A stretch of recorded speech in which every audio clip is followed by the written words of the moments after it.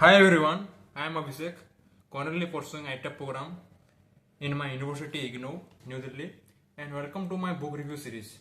So today I am super excited to talk about a book that touched my heart and taught me so much about kindness and friendship. Imagine someone walking into your classroom one day and noticing someone new faces sitting quietly at the back of the class. They don't talk much and no one knows their story. But what if you found out they had been gone through unimaginable challenge? What would you do? That's the question at heart of this book. So the book name is The Boy at the Back of the Class by Onjali Rauf. It's a beautifully written middle grade novel. First, I introduced you about the author of this book. Author is Onjali Rauf. She is a British author and founder of the non-profit organization Making Her Story. She is known for writing heartfelt and impactful children books that tackle important social issues like refugee, kindness, and equality. Her stories are inspired by real life events, are written in a way that helps young readers understand complex topics with empathy and hope. Her works has made her a powerful voice in children's literature, encouraging kids to be kind and brave and stand up for what's right. This incredible book is a story about friendship, bravery, and the power of small acts of kindness. So let's talk about why it is the important book to read. The book, a group of curious and kind-hearted kinds notice someone new sitting quietly at the back of their classroom. When they find out more about the boy's story, they decide to help in the most epic way possible by going on a secret mission. This book is a funny, touching, and packed with important lessons that about empathy, standing up for what's right. So let's begin it. So, told through the eyes of a group of friends, Tom, Josie, and Michael. These are the friends. So, this novel is something we can all relate in so many ways. The story starts with an empty chair in a classroom following the absence of a student who had moved to Wales. A group of friends are naturally inquisitive and want to know why Mrs. Sanders, who is the head of the school, and Mrs. Khan, who is the teacher of this class, and whispering at the front of the class. After a short amount of time, a young boy walks in behind Mrs. Sanders. Ahmed becomes the focus of everyone's attention. He looks very sad indeed. Outside of lessons, Ahmed is nowhere to be found. After all, from the children's point of view, it is hard to make friends with someone when you rarely see them. However, one thing that is described so beautifully are his eyes. It's the one thing that the character of Alexa. Alexa is the storyteller who name we do not learn until the final chapter of this book. Focus on. The children wait until the end of the day and eventually they see him. They are over the moon, but it does not quite go as planned, despite having the lemon sherbets.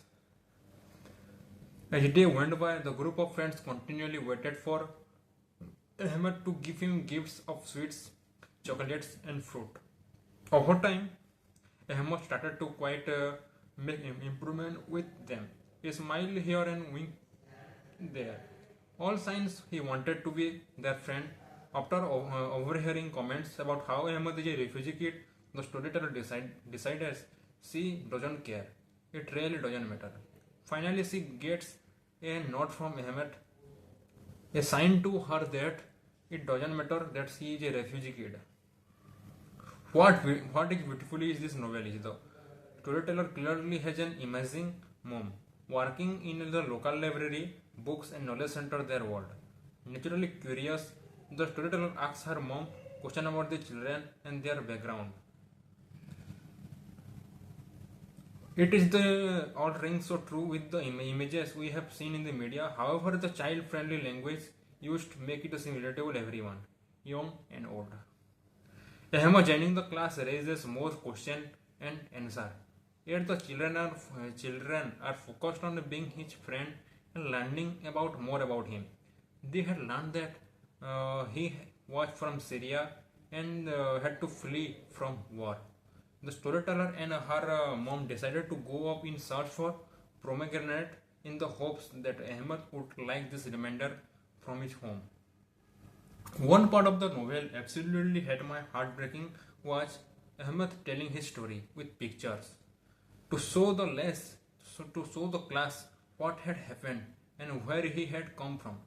Story time is something so common in every classroom in the country. This one created a lump in my throat. Ahmed tells his class about all about his home in Syria, his mom and dad, as well as his sister and their cat. The war in Syria had led him to flee on a boat to Som from safety. He went from Greece to the setting of the novel and his new school to a new beginning. After telling his story, hands stood up around the classroom with yet more questions.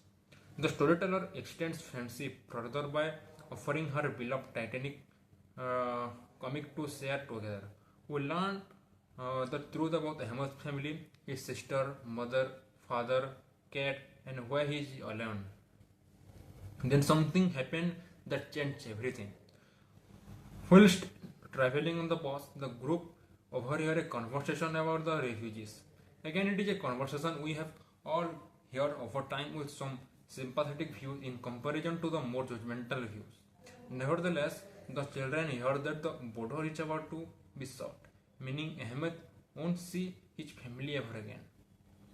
Despite telling their teachers, the group feel slightly fucked up. It's time to make a plan or three just to be on safe side. This include writing to the Prime Minister or creating special appeal, but that was not the greatest plan of all. The greatest plan is the world involved writing to our own and only Queen of England. They even create an emergency plan just in case. Time was flooding along, and the children were aware about the discussion about the borders being closed. Therefore, it was time for them to work together and head for a London adventure. They had to help Ahmed and his family before it was too late. After navigating the trains and making their way around London, they need to get to the place. They had represents for the Queens too. The first character they meet is Stan, the taxi driver. He is hit straight away. Following the Stan, then they meet to the Coldstream guards, Chiris Taylor and Walter Kungu.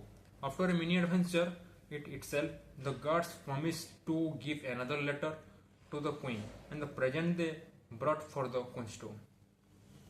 As you can imagine, what come next was complete stardom. The children were in the news and causing stir around the whole world. They even had a replay for the Queen. Finally, the children and Ahmed had some good news. Alexa also had her birthday. In fact, it is here that we finally learn her name. Her birthday was a complete surprise, but the best gift was not for her at all. It was for Ahmed and her best friend. So, final thoughts is this book should be read by absolutely everyone. I mentioned throughout about comments we would all have heard in the media, even in our everyday lives. However, this novel brings a voice to so many children and family who have been in these situations. It is about friendship and kindness and the fact that we can always do more to help. The childlike innocence throughout is endearing and beautifully. This book is a deserving winner and an excellent read. It stands for something so much than we never could realize. Thank you guys.